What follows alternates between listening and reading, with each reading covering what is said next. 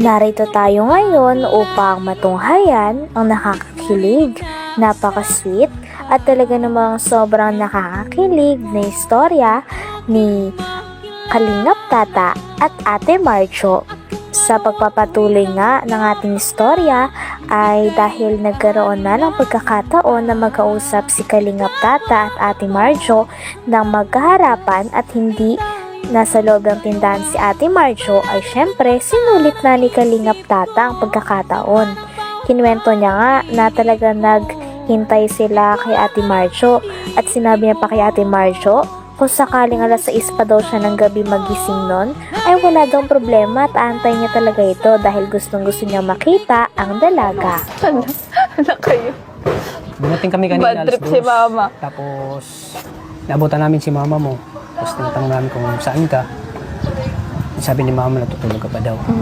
Kaya hinintay ka namin. Kahit alas 6 na kami ng gabi. Hintayin pa rin kita. Oh? Makita lang kita sa araw na ito. Sana lang yan. Oo, totoo. Oh? Kasi ang ano ko talaga, kaya ako pumunta dito, gusto kitang makita ulit. Kita.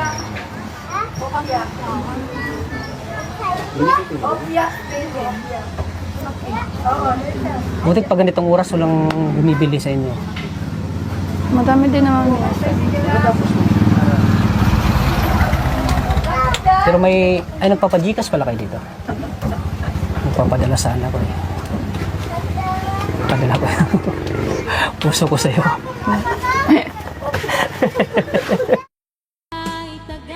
Sa kanila ding pag-uusapan ay talagang nabanggit nga ni Kalingap Tata na kung gusto daw talagang maging mayaman ni Ate Marcho at gusto niyang mabuhay o buhayin ng kanyang sariling pamilya sa hinaharap ay pwede daw siya maging vlogger. Dahil bukod sa kanyang ganda ay talagang sisikat din daw siya dahil sa kanyang ugali at talagang napaka-joyful at hindi suplada at mabait na personalidad.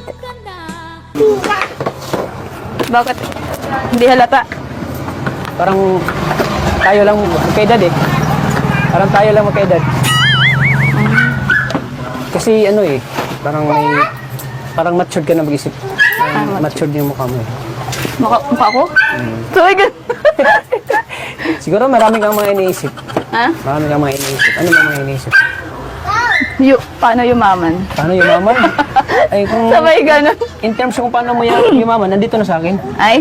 Mayaman. Ay, ganun. Oo. Wala sa'yo pero nasa akin na. Oh? Kung ano lang in terms sa yaman. Hindi, marami kasi din problems na. Maraming problema. Kaya hindi ko naman kaya nandito. Pero yun ang pangarap mo, gusto mong yumaman. Ah, Ma? yun ang pangarap mo? Ay mag-vlogger ka na lang. Kung gusto mong yumaman. Hindi naman totally yumaman. Joke lang. Yun tama-tama lang. Yung in the future kung ikaw ay mag-asawa, mabubuhay mo yung mga anak. Stick.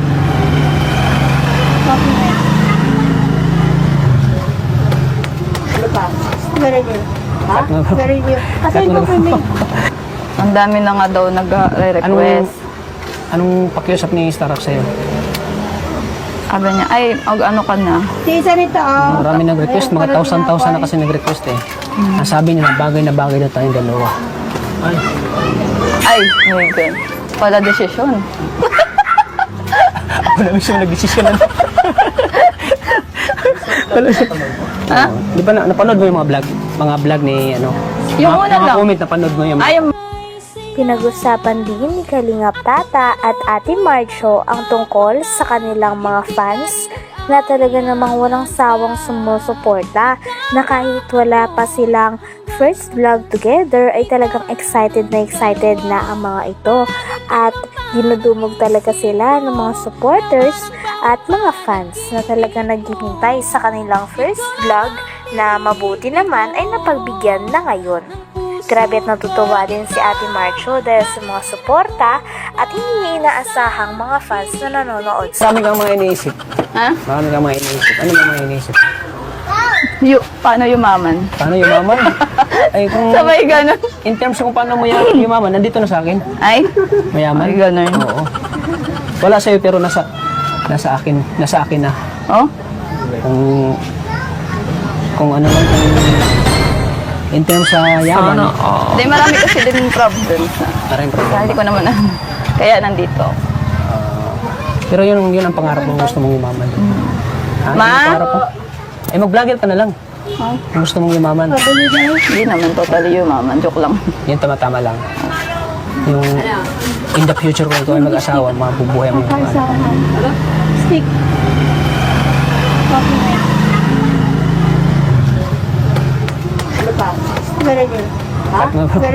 Cut mo na. Ang dami na nga daw nag-request. Anong pakiusap ni Starrock sa'yo? Sabi niya, ay, ano ka. Dahil nga ngayon na lumabas na nga si Ate Marjo sa kanyang tindahan, ay mas lalo na talagang natititigan at talagang nabibighani si Kalingap Tata sa kanya. Paulit-ulit ngang binabanggit ni Kalingap Tata na talaga napakaganda ni Ate Marjo at talaga napaka-Pinay beauty nito. Parang ang paulit-ulit nga na nahuhulog si Kalingap Tata kay Ate Marjo. Kaya naman mas tara din kinikilig ang mga manonood sa kanilang dalawa. Pagbabayral sa ganda mo pa naman. Sana. Alam mo, ang dami kong ulit-ulitin kong sinasabi ko. Ang daming babae na nakilala ko at nakita ko. Parang sa'yo ko lang nakita yung tunay na kagandahan ng isang babae. Ay. Alam mo kasi yung ano mo, yung mukha mo parang ano, Pinay beauty. Pwede nga pang ano, pwede ka pang model eh. Pwede ka pang model ng close-up. Oo.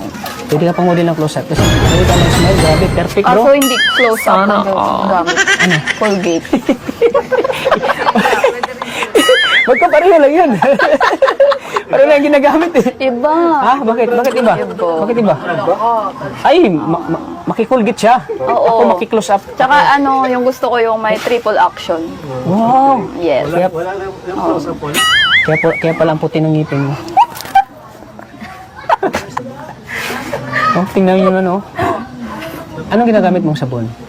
Sabon. Ano lang, yung nagko-kojik-kojik din naman. Wow, Kujik? Oo. Pareho pala tayo, Kujik. Oh? Kaya lang itong mukha ko. Hindi naniwala, no?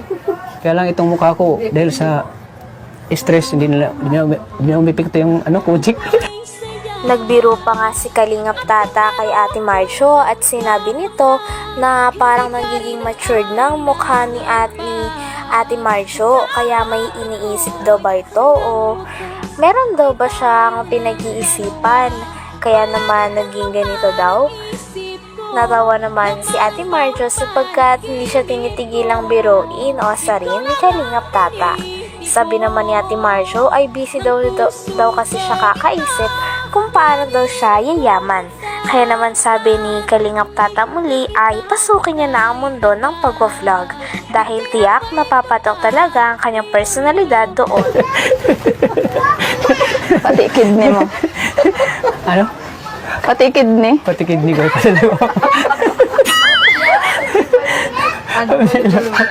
Pati balang-balonan ko. Bibigyan ko itong bata. Kahit Bali, pala, ano pala, ilang taon ka na ngayon? mag-ano nga, 30 30. sa May. Sa May. Oh, so, 29 ka pala ngayon. Oo. Bakit? Hindi halata. Parang tayo lang magkaedad eh. Parang tayo lang magkaedad. Kasi ano eh, parang matured ka na mag-isip. Matured yung mukha mo. Mukha ko? So, my God. Siguro marami kang mga iniisip. Ha? Marami kang mga iniisip. Ano ba mga iniisip? Paano yumaman? Paano yumaman? Ay, kung Sabay ganun. in terms kung paano mo yumaman, nandito na sa akin. Ay? Mayaman. Ay, ganun. Oo. Wala sa'yo pero nasa akin na. Oh? Kung ano lang, in terms.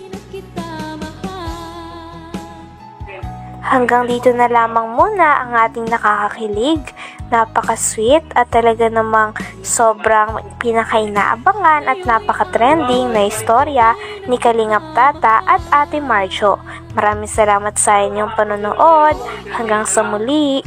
Bye!